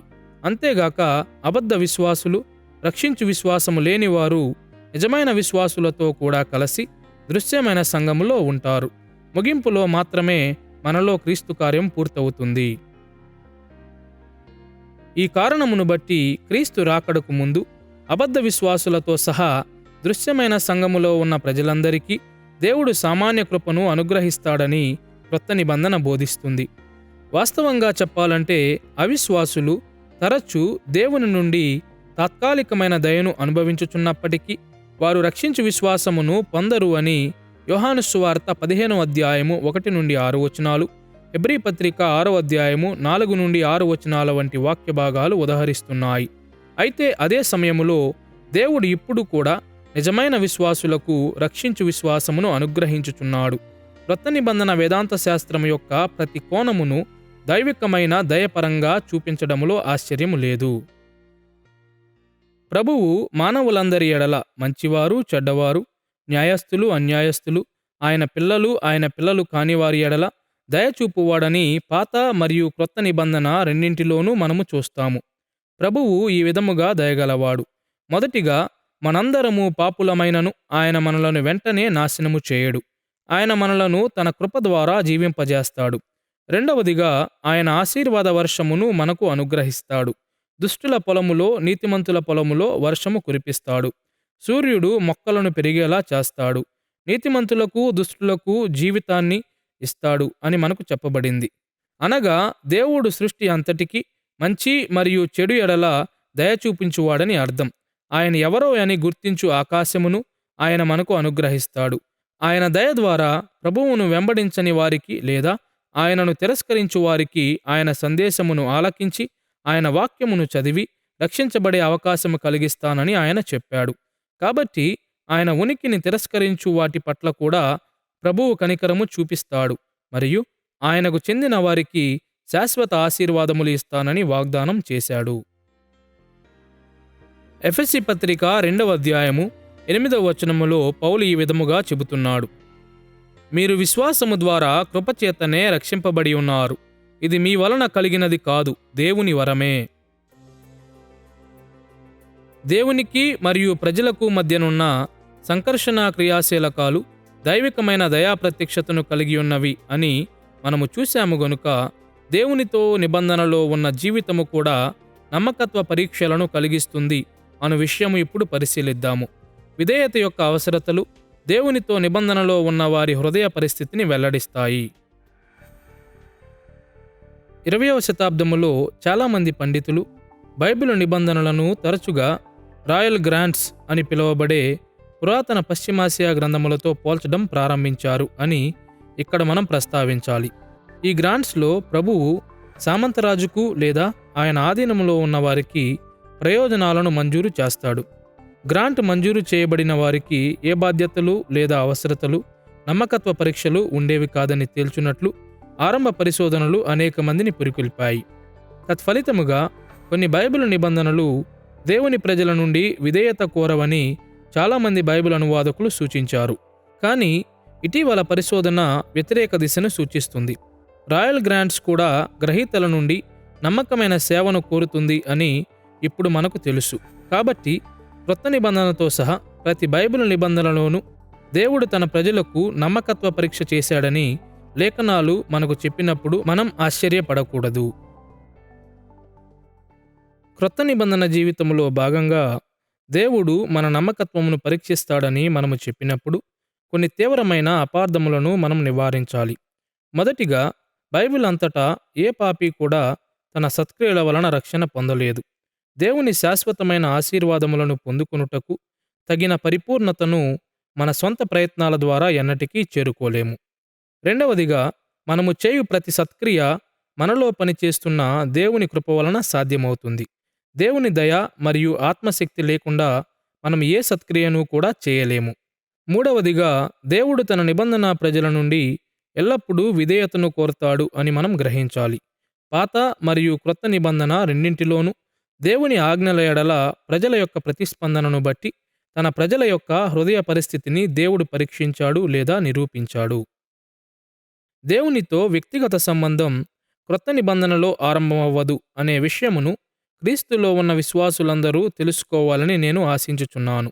ఇది వారు నాకు ప్రజలయుందురు, నేను వారికి దేవుడనయుందును అనే సుదీర్ఘకాల నెరవేర్పుగా ఉంది. ఇది మొదటి నుండి అనగా ఏదెను తోట నుండి ఆదికాండం 12వ అధ్యాయము నుండి నిబంధన ప్రజలను ఏర్పాటు చేసిన సమయము నుండి ఉన్న సూత్రమే అని మీకు తెలుసు. కాబట్టి అంతరంగ భక్తి అనేది విధేయత యొక్క ఆరంభముగా ఉంది. ఇది విధేయత ఫలితము కాదు. ఇది విధేయతకు వేరుగా ఉన్నది కాదు. దేవుడు మనలను ప్రేమించాడు గనుక, మనలను మిళితము చేశాడు గనుక, మనలను ఏర్పరచుకున్నాడు గనుక ప్రతి లోయలోనూ అరణ్యములోనూ జయములోనూ మనతో ఉన్నాడు గనుక మనము ఆయనకు లోబడతాము. కాబట్టి విధేయత అనున్నది సంబంధముకు మరియు నియంత్రణకు వెలుపల ఉన్నది కాదు. దీని అర్థం ఏంటో తెలుసుకోవడానికి నమ్మకత్వ పరీక్షలు పాత నిబంధన గ్రంథములో ఏ విధముగా ఉన్నవో సంగ్రహంగా చూద్దాము. తరువాత క్రొత్త నిబంధనలోని నమ్మకత్వ పరీక్షలను మనము చూద్దాము. పాత నిబంధనతో ఆరంభిద్దాము. ఏదెను తోటలో తన ఆజ్ఞల ద్వారా దేవుని నిబంధన ప్రతినిధిగా ఉన్న ఆదామును దేవుడు పరీక్షించాడని బైబిల్ తెలిసిన వారందరికీ తెలుసు. ఆదాములో నిబంధన ప్రజలుగా ఉన్న వారి నుండి దేవుడు విధేయత కోరాడని కూడా మనకు తెలుసు, అనగా సమస్త మానవాళి నుండి. జలప్రళయముకు ముందు మరియు తరువాత దేవుని యొక్క నిబంధన ప్రతినిధి అయిన నోవహును కూడా దేవుడు పరీక్షించాడు. నోవహులో ఉన్న తన నిబంధన ప్రజలందరినీ దేవుడు పరీక్షించుట కొనసాగించాడని లేఖనము సూచిస్తుంది. మరలా సమస్త మానవాళిని దేవుడు తన నిబంధన ప్రతినిధి అయిన పితరుని యొక్క నమ్మకత్వమును అనేక మార్గాలలో ఎలా పరీక్షించాడో అబ్రాహాము జీవితము ఉదహరిస్తుంది. ఒక ఉదాహరణగా, దేవుడు తన కుమారుడైన ఇస్సాకును బలివ్వమని కోరినప్పుడు అబ్రాహామును పరీక్షించాడు అని ఆదికాండము 22వ అధ్యాయము 1-19 వచనాలు స్పష్టముగా చెబుతాయి. ఆదికాండము 22వ అధ్యాయము 12వ వచనములో దేవుని దూత అబ్రాహాముతో ఇలా చెప్పెను: నీకు ఒక్కడై ఉన్న నీ కుమారుని నాకియ్య వెనుతీయలేదు గనుక నీవు దేవునికి భయపడువాడివని ఇందువలన నాకు కనబడుచున్నదనెను. దేవుడు అబ్రాహామును ఎందుకు ఆజ్ఞాపించాడో ఈ వాక్య భాగములో మనము చూడవచ్చు. అతని హృదయం యొక్క నిజమైన పరిస్థితిని పరీక్షించుటకు ఆయన అబ్రాహామును పరీక్షించాడు. అదే విధముగా అబ్రాహాములో ఉన్న తన నిబంధన ప్రజలను కూడా దేవుడు పరీక్షించాడని లేఖనము బోధిస్తుంది. అనగా ఇజ్రాయేలు ప్రజలు మరియు ఇజ్రాయేలులో చేర్చబడిన అన్యులను. ఇజ్రాయేలు నిబంధన ప్రతినిధిగా ఉన్న మోషే తన జీవితమంతా దేవుని ఆజ్ఞల ద్వారా పరీక్షించబడ్డాడు. ఆయన తన నిబంధన ప్రజలైన ఇజ్రాయేలీయులను పరీక్షించడానికి ధర్మశాస్త్రమును ఇచ్చానని దేవుడు స్పష్టము చేశాడు. ద్వితీయోపదేశకాండము 8వ అధ్యాయము 2వ వచనములో మోషే తన ప్రజలకు ఏమి చెప్పాడో వినండి. మరియు నీవు ఆయన ఆజ్ఞలను గైకొందువో లేదో నిన్ను శోధించి నీ హృదయములో నున్నది తెలుసుకొనుటకు నిన్ను అనచు నిమిత్తమును అరణ్యములో ఈ 40 సంవత్సరములు నీ దేవుడైన యెహోవా నిన్ను నడిపించిన మార్గమంతటిని జ్ఞాపకము చేసుకొనుము. అదే విధముగా రాజత్వ నిబంధన ప్రతినిధిగా దావీదు నమ్మకత్వమును కూడా దేవుడు పరీక్షించాడని దావీదు జీవిత కథనము సూచిస్తుంది. ఇతర పాత నిబంధన వాక్య భాగాలు పదే పదే ప్రస్తావిస్తున్నట్లుగా దేవుడు తన యొక్క నిబంధన ప్రజలను, దావీదు కుమారులను మరియు ఇజ్రాయేలు రాజ్యమును తమ తరములన్నిటినీ పరీక్షించాడు. పాత నిబంధన గ్రంథములోని నిబంధనలలో దేవుడు చేసిన నమ్మకత్వ పరీక్షలను పరిశీలించాము గనుక ఇప్పుడు క్రొత్త నిబంధనలో దేవుడు తన ప్రజలను పరీక్షించిన విధమును చూద్దాము. ఇప్పుడు ఇంతకుముందు మనము చూచినట్లుగా బైబిలు చరిత్రలో మునుపెన్నడూ లేని విధముగా దేవుని కృప క్రొత్త నిబంధనలో కుమ్మరింపబడింది. అయినను క్రొత్త నిబంధనలో కూడా దేవుని ఆజ్ఞలు మరియు ఆదేశాలు చాలా ఉన్నాయని స్పష్టముగా తెలుస్తుంది. ఇదెందుకు నిజం? ఎందుకంటే పాత నిబంధన గ్రంథములోని నిబంధనల వలనే క్రొత్త నిబంధన కూడా నమ్మకత్వ పరీక్షలను కోరుతుంది. ఈ కారణంగా క్రొత్త నిబంధన యొక్క ప్రతినిధిగా ఉన్న క్రీస్తు యొక్క విధేయత ఎడల క్రొత్త నిబంధన గ్రంథము శ్రద్ధ చూపుతుంది. రాజ్య ఆవిష్కృతము సమయములో దేవుడు క్రీస్తు నుండి కోరే ప్రతి విధమైన పరీక్షను యేసు నెరవేర్చాడు అని అది మనకు తెలియజేస్తుంది. హెబ్రీ పత్రిక 4వ అధ్యాయం 15వ వచనములో మనమిలా చదువుతాము: సమస్త విషయములలోనూ మనవలనే శోధింపబడినను ఆయన పాపము లేనివాడుగా ఉండెను. మరియు క్రీస్తు యొక్క గొప్ప విధేయతను పౌలు ప్రస్తావించిన ఫిలిప్పీ పత్రిక 2వ అధ్యాయము 8వ వచనమును వినండి. ఆయన ఆకారమందు మనుష్యుడుగా కనబడి మరణము పొందునంతగా, అనగా శిలువ మరణము పొందునంతగా విధేయత చూపిన వాడై తన్ను తాను తగ్గించుకునెను. క్రొత్త నిబంధన వేదాంత శాస్త్రములో దేవుని ఎడల యేసు చూపిన నమ్మకమైన సేవలో ఉన్నతమైనది శిలువలో ఆయన యొక్క స్వచ్ఛంద మరణం. అయితే ఈ విధమైన విధేయత కార్యము ఎందుకు ముఖ్యమైనది? పాపం లోకములో ప్రవేశించినది మొదలుకొని దేవుడు తన నిబంధన ప్రజల పాపములకు జంతుబలి రక్తము ద్వారా తాత్కాలిక సదుపాయాలు కలిగించాడు. అయితే హెబ్రీ పత్రిక 10వ అధ్యాయము 1-14 వచనాలు బోధిస్తున్నట్లుగా ఈ బలులు దేవుని విజయవంతమైన రాజ్యము యొక్క చివరి శాశ్వత క్షమాపణను అందించలేకపోయాయి. కాబట్టి ఇజ్రాయేలు చెర సమీపించినప్పుడు ప్రజల పాపములకు ప్రాయశ్చిత్తముగా ప్రభువు సేవకుడు అనగా మెస్సియా స్వచ్ఛందంగా మరణించవలసిన అవసరత ఉందని దేవుడు యెషయా గ్రంథం 53వ అధ్యాయము 1-12 వచనాలలో వెల్లడి చేశాడు. ఆయన మరణము ద్వారా రాజత్వ నిబంధన ప్రతినిధి దేవుని ప్రజలను తన శాశ్వత విజయవంతమైన రాజ్య మహిమలోనికి తెస్తాడు. యేసు శిలువలో మరణముకు అప్పగించుకున్నప్పుడు రాజ్య ఆవిష్కృతములో ఈ పాత్రను ఆయన నెరవేర్చాడు. మత్తయి సువార్త 8వ అధ్యాయము 17వ వచనము, అపోస్తుల కార్యములు 8వ అధ్యాయము 32-33 వచనాలు, రోమాపత్రిక 6వ అధ్యాయం 10వ వచనము, మొదటి పేతురు పత్రిక 2వ అధ్యాయము 22 నుండి 25 వచనాల వంటి లేఖన భాగాలలో దీనిని మనం చూస్తాము. క్రొత్త నిబంధన ప్రతినిధిగా ఈ నమ్మకత్వ పరీక్షలో ఉత్తీర్ణత చెందుట వలన యేసునందు విశ్వాసముంచు వారికి శాశ్వత ప్రాయశ్చిత్తమును మరియు క్షమాపణను ఆయన ఇస్తాడు. శిలువపై యేసు మరణముతో పాటుగా క్రీస్తు దావీదు కుమారుడుగా తన రాజ్య కొనసాగింపు అంతటా పరలోకములో విధేయతతో సేవ చేస్తున్నాడని హెబ్రీ పత్రిక 8వ అధ్యాయము 1 నుండి 12 వచనాల వంటి లేఖన భాగాలు సూచిస్తున్నాయి.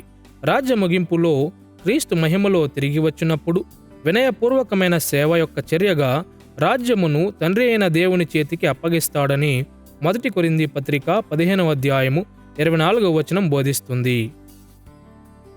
ఇప్పుడు క్రొత్త నిబంధన వేదాంత శాస్త్రము క్రొత్త నిబంధన ప్రతినిధిగా క్రీస్తు యొక్క పరిపూర్ణ విధేయతను ఉద్ఘాటించినట్లే సంఘములో క్రొత్త నిబంధన ప్రజలలో కూడా ఈ నమ్మకత్వ పరీక్షలు అమలులో ఉన్నాయని నొక్కి చెబుతుంది. మరోసారి క్రీస్తుతో సంఘం యొక్క ఐక్యత పరముగా సంఘ నమ్మకత్వ పరీక్షలను అర్థము చేసుకోవడానికి ఇది సహాయపడుతుంది. ఒకవైపు సంఘము క్రీస్తులో ఉంది అనగా పరలోక ప్రాంగణములో దేవుని ఎదుట క్రీస్తుతో కూడా మనము గుర్తించబడిన వారము అని అర్థము. 1 తిమోతి పత్రిక 3వ అధ్యాయము 16వ వచనం ప్రకారం నమ్మకత్వ పరీక్షను పరిపూర్ణముగా నెరవేర్చిన వాడు క్రీస్తు మరియు పరిశుద్ధాత్ముడు ఆయనను మృతులలో నుండి లేపినప్పుడు ఇది నిరూపించబడింది. ఈ కారణంగా రోమాపత్రిక 4వ అధ్యాయము 23 నుండి 25 వచనాల వంటి లేఖన భాగాలు బోధిస్తున్నట్లు పరలోక ప్రాంగణంలో చట్టబద్ధమైన ఈ నిరూపణ రక్షించు విశ్వాసము కలిగిన ప్రతి ఒక్కరికి ఆపాదించబడుతుంది. క్రీస్తులో నిజమైన విశ్వాసులు పరీక్షలో ఉత్తీర్ణులైన వారిగా తీర్పు తీర్చబడతారు. ఎందుకంటే మనకు ప్రతిగా క్రీస్తు పరీక్షలో ఉత్తీర్ణుడయ్యాడు. దేవుని పరలోక ప్రాంగణములో క్రీస్తును గూర్చిన ఈ అద్భుత సత్యం క్రొత్త నిబంధన వేదాంత శాస్త్ర దృక్పథముకు ఆధారమై ఉన్నది. ప్రొటెస్టెంట్ వేదాంత పండితులు దీనిని సోలా ఫిడే లేదా విశ్వాసము ద్వారా నీతిమంతులుగా తీర్చబడుట అని పిలుస్తారు. అయితే మరోవైపు క్రీస్తుతో ఐక్యత అనేది కూడా అనుదినము మనలో క్రీస్తును అనుభవించుటను సూచిస్తుంది. క్రీస్తు మహిమలో తిరిగి రాకముందు సంఘము భూలోకములో ఉన్నప్పటికీ సంఘములోని ప్రజల యొక్క హృదయ పరిస్థితి రుజువు చేయబడే నమ్మకత్వ పరీక్షలు వారు అనుభవిస్తారు. మనలను పరిశుద్ధపరచుటకు క్రీస్తు ఆత్మ నిజమైన విశ్వాసులలో పనిచేస్తుంది. క్రీస్తుతో ఐక్యతను గూర్చిన ఈ దృక్పథము సాంప్రదాయ ప్రొటెస్టెంట్ల పవిత్రీకరణ సిద్ధాంతముకు లేదా పవిత్రత యొక్క ప్రగతిశీల సాధనకు అనుగుణంగా ఉంటుంది. పవిత్రీకరణలో దేవుడు మనలను నడిపించేందుకు పరీక్ష అనేది ఒక పద్ధతి అని లేఖనము బోధిస్తుంది. యాకోబు పత్రిక 1వ అధ్యాయము 2-3 వచనాలు దీనిని ఇలా చెబుతున్నాయి. నా సహోదరులారా, మీ విశ్వాసమునకు కలుగు పరీక్ష ఓర్పును పుట్టించునని ఎరిగి మీరు నానా విధములైన శోధనలలో పడునప్పుడు అది మహానందమని ఎంచుకొనుడి. ఇప్పుడు మరోసారి క్రీస్తు రాజ్యం యొక్క ఆవిష్కృతము మరియు కొనసాగింపులో దృశ్యమైన సంఘములో నిజమైన మరియు అబద్ధ విశ్వాసులు ఉంటారని మనం జ్ఞాపకం చేసుకోవాలి. నమ్మకత్వ పరీక్ష ద్వారా ఇరు వర్గాలు రక్షించు విశ్వాసం కలిగి ఉన్నారో లేదో తెలియజేయబడుతుంది. అబద్ధ విశ్వాసులు నమ్మకత్వ పరీక్షలో విఫలమై క్రీస్తును సేవించరు.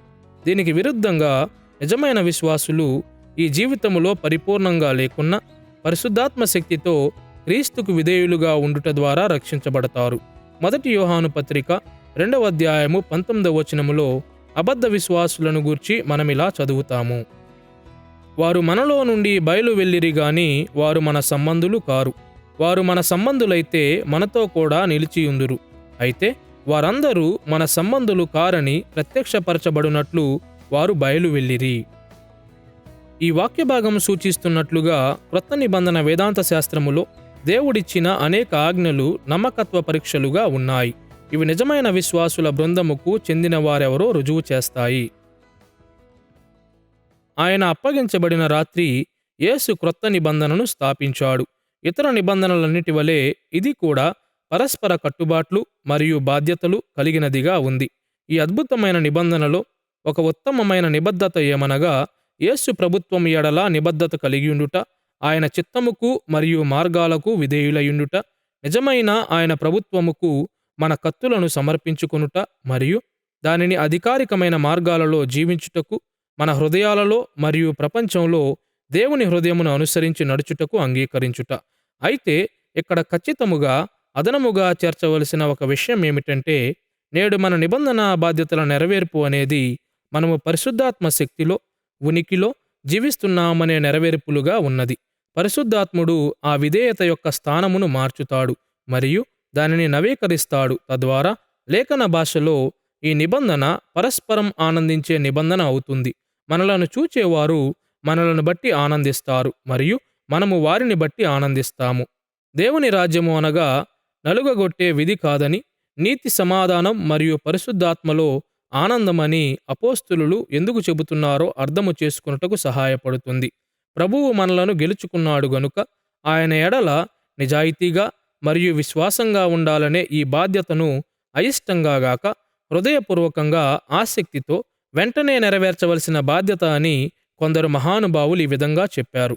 అప్పుడు మనము ఆయనను మరియు ఆయన మార్గాలను బట్టి ఆనందించేవారముగా ఉంటాము.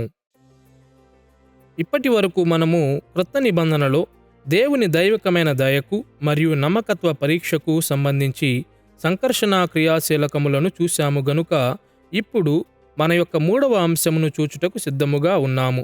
విధేయత మరియు అవిధేయత వలన కలిగే ఆశీర్వాదములను, శాపములను పరిశీలన చేద్దాము.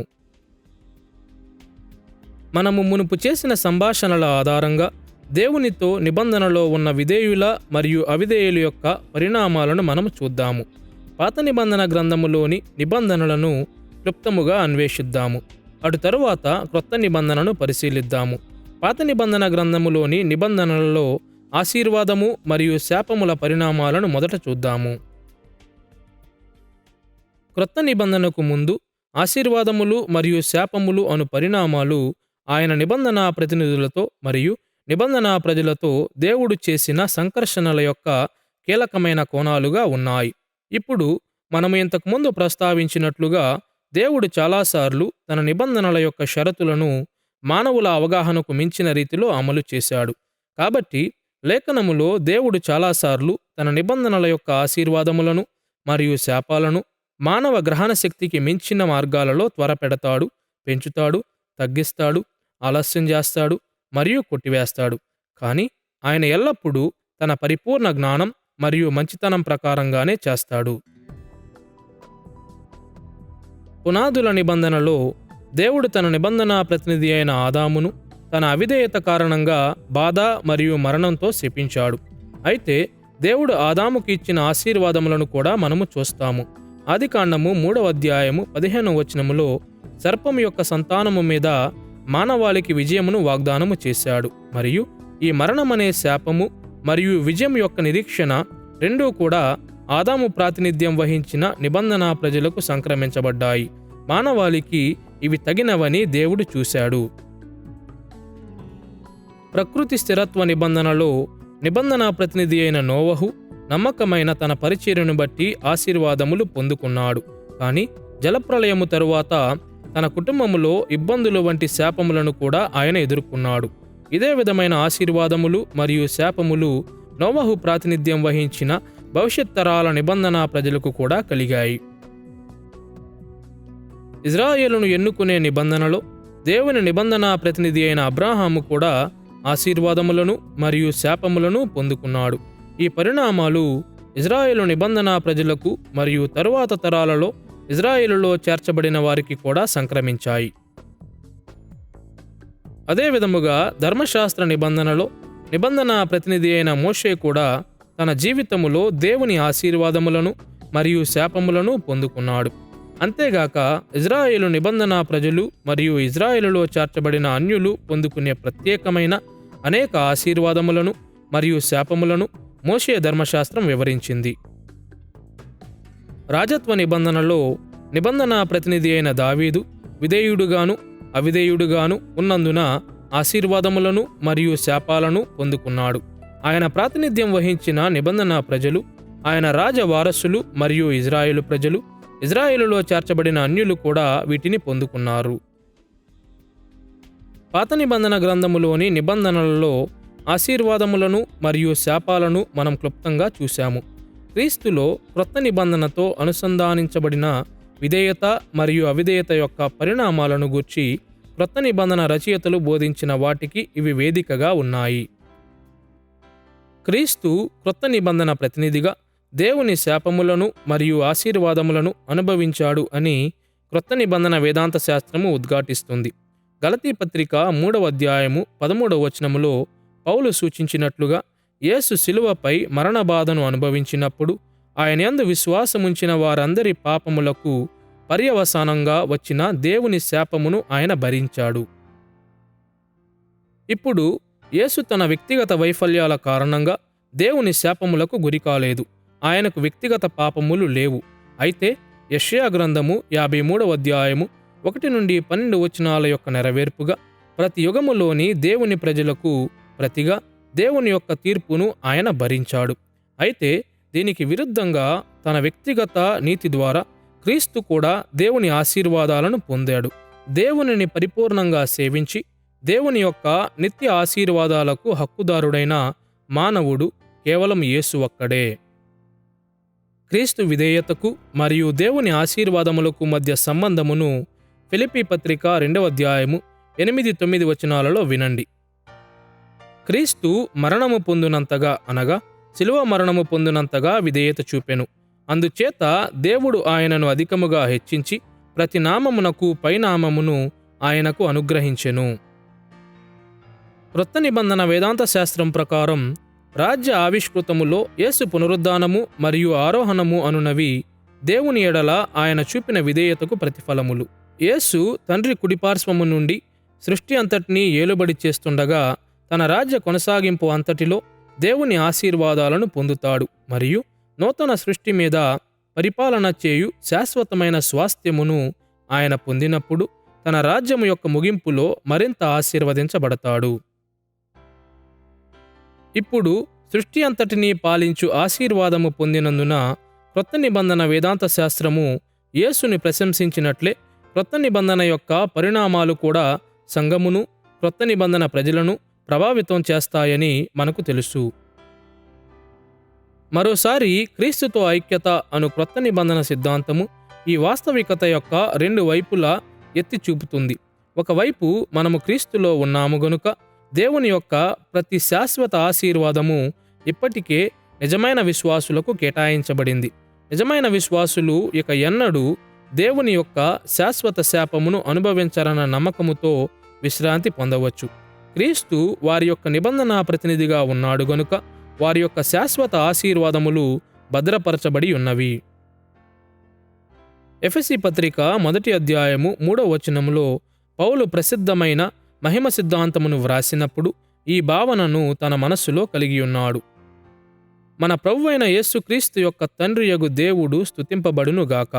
ఆయన క్రీస్తునందు పరలోక విషయములలో ఆత్మ సంబంధమైన ప్రతి ఆశీర్వాదమును మనకనుగ్రహించెను. మనము పరలోకములో క్రీస్తుతో కూడా గుర్తించబడితిమి గనుక నిజమైన విశ్వాసులు ఇప్పటికే ప్రతి ఆశీర్వాదమును పొందుకున్నారు. క్రీస్తు మనకు ప్రతిగా దేవుని యొక్క శాశ్వతమైన శాపమును భరించినట్లే మనకు ప్రతిగా తండ్రి యొక్క శాశ్వతమైన ఆశీర్వాదముల ఫలితాన్ని కూడా పొందాడు. అయితే మరోవైపు క్రీస్తుతో మన ఐక్యత అనగా క్రీస్తు మనలో ఉన్నాడు అని అర్థం. అనగా ఆయన నిజమైన విశ్వాసులలో పనిచేస్తున్నాడు గనుక అనుదిన జీవితాలలో వారు విధేయత మరియు అవిధేయతకు తగిన ఫలితాలను అనుభవించుచున్నారు. ఇప్పుడు మరోసారి క్రీస్తు మహిమలో వచ్చు వరకు దృశ్యమైన సంఘములో అబద్ధ విశ్వాసులు మరియు నిజమైన విశ్వాసులు ఇద్దరూ ఉంటారని మనం జ్ఞాపకం చేసుకోవాలి. ఆశీర్వాదములు మరియు శాపముల యొక్క ఫలితాలు ఈ జీవితములో మరియు నిత్యత్వములో ఈ రెండు సమూహాలకు ఎలా అనువర్తించబడతాయో క్రొత్త నిబంధన వేదాంత శాస్త్రము వివరిస్తుంది. అబద్ధ విశ్వాసులు దేవునికి వ్యతిరేకంగా తిరుగుబాటు చేస్తుండగా ఈ జీవితములో వారు పొందుకున్న ఆశీర్వాదములు చివరి తీర్పులో దేవుని యొక్క శాశ్వతమైన శాపములను అధికము చేస్తాయని లూకా సువార్త 12వ అధ్యాయము 45-46 వచనాలు, రోమాపత్రిక 2వ అధ్యాయము 4-5 వచనాల వంటి లేఖన భాగాలు వివరిస్తాయి. వారు ఈ జీవితములో పొందే శ్రమలు మరియు కష్టాలు క్రీస్తు తిరిగి వచ్చినప్పుడు వారు పొందుకునే శాశ్వతమైన శాపములకు సూచనలుగా ఉన్నాయి. దీనికి విరుద్ధంగా చెప్పాలంటే నిజమైన విశ్వాసులు కూడా ఈ జీవితములో ఆశీర్వాదములను మరియు శాపములను పొందుతారు. కానీ ఈ జీవితములో నిజమైన విశ్వాసులు పొందే ఆశీర్వాదములు రాజ్యము యొక్క ముగింపులో వచ్చే శాశ్వతమైన ఆశీర్వాదములకు సూచనలుగా ఉన్నాయి. హెబ్రీ పత్రిక 12వ అధ్యాయము 1 నుండి 11 వచనాల వంటి లేఖన భాగాలు మనకు చెబుతున్నట్లుగా నిజమైన విశ్వాసుల కొరకు ఈ తాత్కాలిక కష్టాలు లేదా శాపములు దేవుని ప్రేమగల తండ్రి క్రమశిక్షణగా ఉన్నాయి. ఈ కష్టాలు మనలను శుద్ధి చేస్తాయి మరియు క్రీస్తు తిరిగి వచ్చినప్పుడు మనము పొందే శాశ్వతమైన ఆశీర్వాదములను ఇవి పెంచుతాయి. ప్రకటన గ్రంథము 21వ అధ్యాయము 6 నుండి 8 వచనాలలో మనము చదువునట్లుగా దేవుడు ఇలా చెబుతున్నాడు: దప్పిగొను వానికి జీవజలముల బుగ్గలోని జలమును నేను ఉచితముగా అనుగ్రహింతును. జయించువాడు వీటిని స్వతంత్రించుకొనును. నేనతనికి దేవుడనై ఉందును, అతడు నాకు కుమారుడై ఉండును. పిరికివారును, అవిశ్వాసులను, అసహ్యులను, నరహంతకులను, వ్యభిచారులను, మాంత్రికులను, విగ్రహారాధికులను, అబద్ధికులందరూ అగ్నిగంధకములతో మండు గుండములో పాలు పొందుదురు. ఆ దినమందు క్రొత్త నిబంధన సంఘములోని అబద్ధ విశ్వాసులు నిత్య నరకములో వేయబడతారు. అయితే నిజమైన విశ్వాసులు మహిమకరమైన నూతన సృష్టిలో నిత్య స్వాస్థ్యమును పొందుతారు. చివరి తీర్పు తర్వాత దేవుని ప్రజలు పొందుకునే ఆశీర్వాదములను మనము చూడాలనుకుంటే ప్రపంచము యొక్క ముగింపులో నూతన సృష్టిని గూర్చిన ఈ అద్భుతమైన చిత్రము ఉన్న ప్రకటన గ్రంథము 21, 22 అధ్యాయములను చూడాలి. ప్రకటన గ్రంథము 21 మరియు 22 అధ్యాయములోని నూతన సృష్టిని గూర్చిన ఈ వర్ణనంటే నాకు ఇష్టం. ఎందుకంటే ఇది ఆదికాండము యొక్క పునరుద్ఘాటన కాదు, తోటకు తిరిగి రావడం కూడా కాదు. ఇది వాస్తవానికి తోట యొక్క విస్తరణ. ఇది క్రియాశీలకమైనది. ఇది ఏదెను తోట కంటే ఉత్తమమైనది. కాబట్టి ఏదెనులో దేవుని ఆధీనములో ఆదాము మరియు హవ్వ పాలించే బాధ్యత కలిగిన వారిగాను, తోటను మరియు భూమిని ఏలేవారిగాను ఉన్నారు. నూతన సృష్టిలో మనము కూడా ఏలుతాము మరియు అది మన ఆశీర్వాదముగా ఉంది. అయితే మనము పాపము చేయము. ఆదాము హవ్వలకు పాపము చేసే అవకాశము ఉండినది.